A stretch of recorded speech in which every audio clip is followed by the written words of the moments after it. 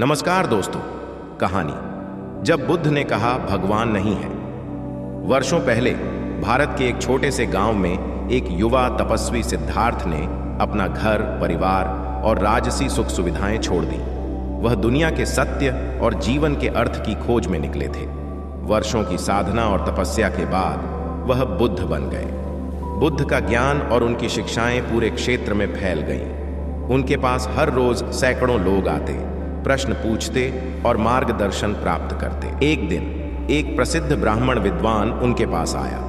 उसका नाम वशिष्ठ था। वशिष्ठ धार्मिक शास्त्रों का गहन ज्ञान रखता था और ईश्वर में पूर्ण विश्वास करता था।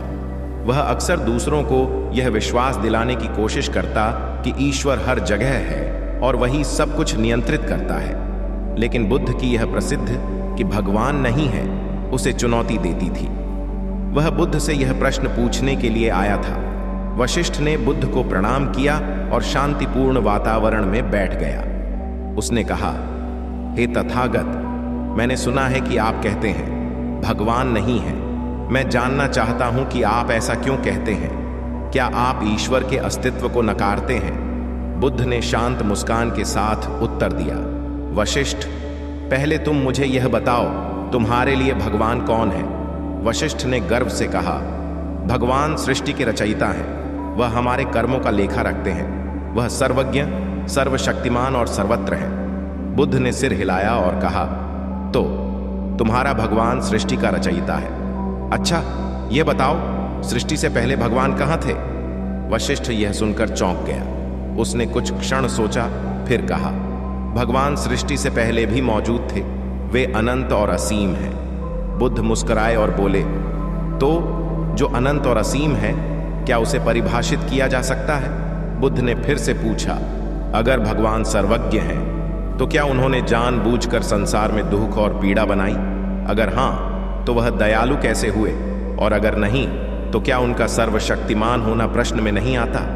वशिष्ठ इन प्रश्नों का उत्तर नहीं दे सका। वह असमंजस में था। बुद्ध ने शांत स्वर में कहा, वशिष्ठ, ध्यान दो। मेरा यह कहना नहीं है कि भगवान है या नहीं है। मेरा कहना है कि इंसान के भीतर इतनी शक्ति है कि उसे बाहर किसी भगवान की जरूरत नहीं। बुद्ध ने एक कहानी सुनाई। बहुत समय पहले एक गांव में एक व्यक्ति रहता था जो भगवान को लेकर बहुत उत्सुक था। उसने सारा जीवन ईश्वर को खोजने में बिता दिया। वह मंदिरों में गया, साधुओं से मिला, ग्रंथों का अध्ययन किया, लेकिन उसे भगवान का साक्षात्कार नहीं हुआ।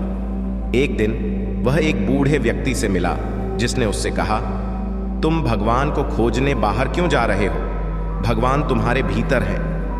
वह व्यक्ति ध्यान में बैठा, अपने भीतर झांका और उसे एहसास हुआ कि जो वह ढूंढ रहा था वह उसकी आत्मा में पहले से ही मौजूद था। उसने महसूस किया कि भगवान एक विचार है जो हमें अपनी क्षमताओं को पहचानने से रोकता है। बुद्ध ने आगे कहा, मैंने कई वर्षों तक ध्यान किया और संसार के दुख का कारण जानने की कोशिश की। मैंने समझा कि ईश्वर की अवधारणा मानव के मन की उपज है। जब तक लोग भगवान को अपना कर्ता धर्ता मानते हैं, वे अपनी जिम्मेदारियों से बचते रहते हैं। दुख, सुख, कर्म, यह सब हमारे अपने कार्यों का परिणाम है। मैं यह नहीं कहता कि भगवान नहीं हो सकते, लेकिन जब तुम अपनी समस्याओं के समाधान के लिए स्वयं प्रयास कर सकते हो, तो किसी काल्पनिक शक्ति पर निर्भर क्यों रहना? बुद्ध के शिष्यों में से कुछ ने यह सुनकर प्रश्न किया, भगवान नहीं है तो हम किसे पूजें? बुद्ध ने कहा, अपने भीतर के सत्य को, आत्मज्ञान को, ध्यान, करुणा और मैत्री को। संसार में दुख को समाप्त करने का रास्ता भगवान की पूजा में नहीं बल्कि अपने कर्मों में है। बुद्ध के शब्दों ने वशिष्ठ को झकझोर दिया। उसने महसूस किया कि भगवान के बारे में उसकी धारणाएं केवल ग्रंथों और परंपराओं पर आधारित थीं। उसने बुद्ध से कहा, हे तथागत, आपने मेरी आंखें खोल दी। मैं अब समझता हूं कि भगवान एक विचार से अधिक कुछ नहीं, सत्य तो हमारे भीतर है। बुद्ध ने मुस्कुराते हुए कहा, याद रखना वशिष्ठ, सत्य को बाहरी दुनिया में ढूंढने की कोशिश मत करो। जो भीतर है वही बाहर है, जो बाहर है वह भीतर है।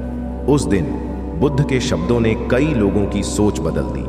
उनका यह कथन कि भगवान नहीं है केवल ईश्वर के अस्तित्व को नकारना नहीं था, यह मानव की क्षमता और आत्मनिर्भरता को समझाने का प्रयास था।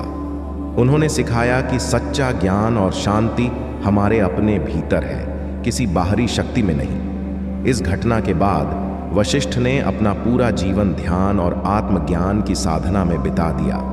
उसने महसूस किया कि बुद्ध का संदेश केवल भगवान को नकारने का नहीं, बल्कि आत्म साक्षात्कार का था।